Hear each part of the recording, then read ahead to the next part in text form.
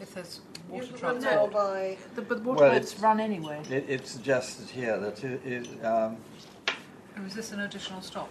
yeah, because it's not only, as I understand it, the means of powering the boats which are being used there, bearing in mind that it used to be just horsepower, but also the attrition on the bank side, because you're causing more waves.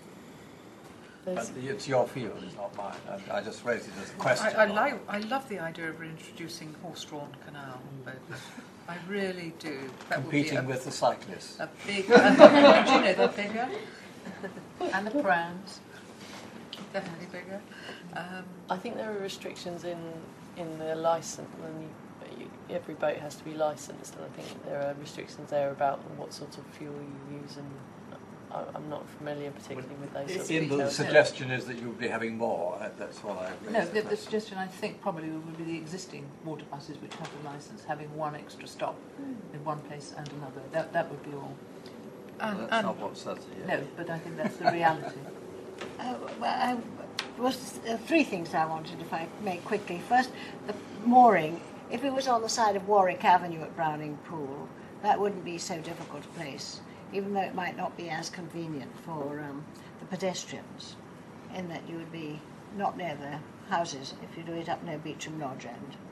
But that's where they do stop at the moment. And is that a cause of difficulty? No.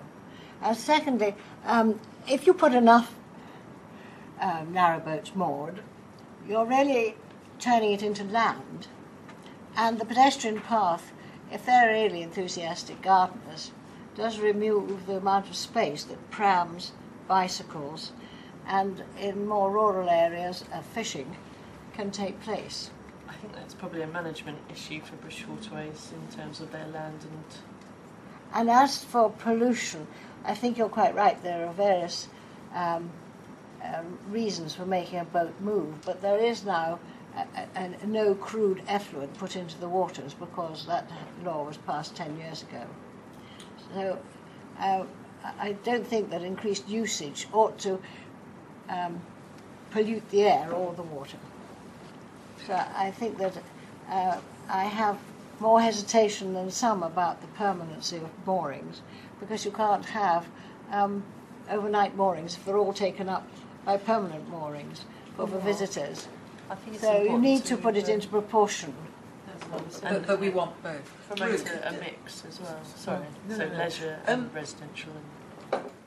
It's not in here, so I imagine this is probably not appropriate for this, but I raised it once before. Genesis Housing has been using lighters to remove spoil from a development site on the canal, and I would like to see, wherever it could be possible, the canal used for those kinds of commercial purposes. And I don't know, as I say, this is necessarily the meeting to put it in, but I don't think we should remember that. Well, Crossrail could possibly, but it's difficult. I actually explored that at a previous meeting, as the difficulties that it presents Crossrail in terms of where it's bringing spoil from, and the 24-hour running that would be needed for it. So it's not necessarily going to be practicable. But I do think wherever the canals and the Thames can be used for heavy transportation, it's really important that should be prioritised, because it will take stuff off the roads.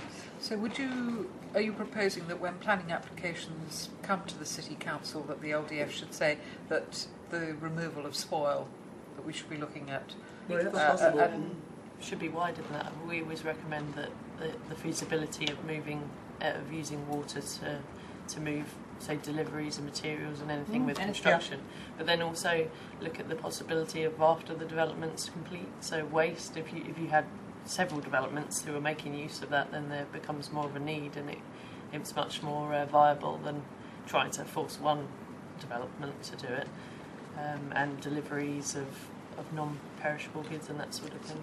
Get deliveries in the house. Westminster lost Gatcliffe area for waste, and now sends lorries all around London full of waste, whereas Wandsworth has this depot the other side of the river, and I can never understand why, because the barges with all these containers of waste go up and down the river all the time. I can never understand why Westminster doesn't use that facility as well. It seems crazy to me that Westminster isn't using the river to get rid of its waste.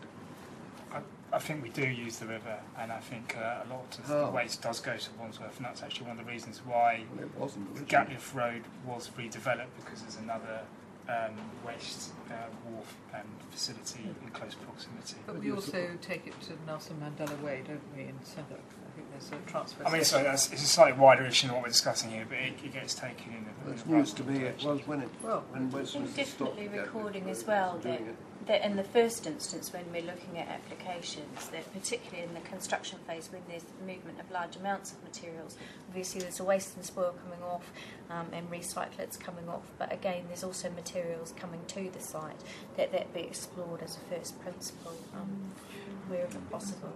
May I just add that over the mooring of the permanent boats need to be wisely handled to allow the free passage of these boats. If you, as you have near Liston Green, got them almost across, there's not that much space for two-way traffic, and certainly we might get two-way narrow boats, but you certainly wouldn't get two-way barges down that area, and I think that that is really an inappropriate, an over-development of the residential moorings there, because you really couldn't keep the flow of traffic down there. Just moving off, but staying on the water theme, it has been suggested that some of the underground rivers, or the rivers that have been put underground, whether those should be looked at. Tyburn and Westway. Or Westbourne. And I think there And might Kilbourne. be one. And Fleet. Fleet, yes, I was going to say Fleet. There I are think 5 city, rivers isn't it? in Yes. Westminster. And, you know, it's not in this discussion document, but is it something that people are interested in? I don't know how practical. Environmentally pleasant if it came to the surface at certain points. They've done it at the Wandle in Wandsworth, Yes. very successfully. I'd be rather worried if the Westbourne came to the surface just along the corner where I live. We have enough problems already. I can't quite understand what would be done with any of these rivers coming to light there. Well, as Anne mentioned, that at the Wandle it's helped with runoff, and I can't remember which other environmental improvements were brought about by that, but certainly I remember something about It's it. only being if quite it's an successful. advantage. Yes, I'm glad to hear that. I guess the other thing would be balancing, probably at the moment a lot of them are piped under roads and things like that, so obviously there's a land take involved. You know, you'd have to sacrifice some amount of land in order for that to be re-flooded and bring the river to the surface, so you'd need to look at that issue as well. What is the state of water levels? Sorry? What is the state of water levels in Westminster? I mean, is the water table...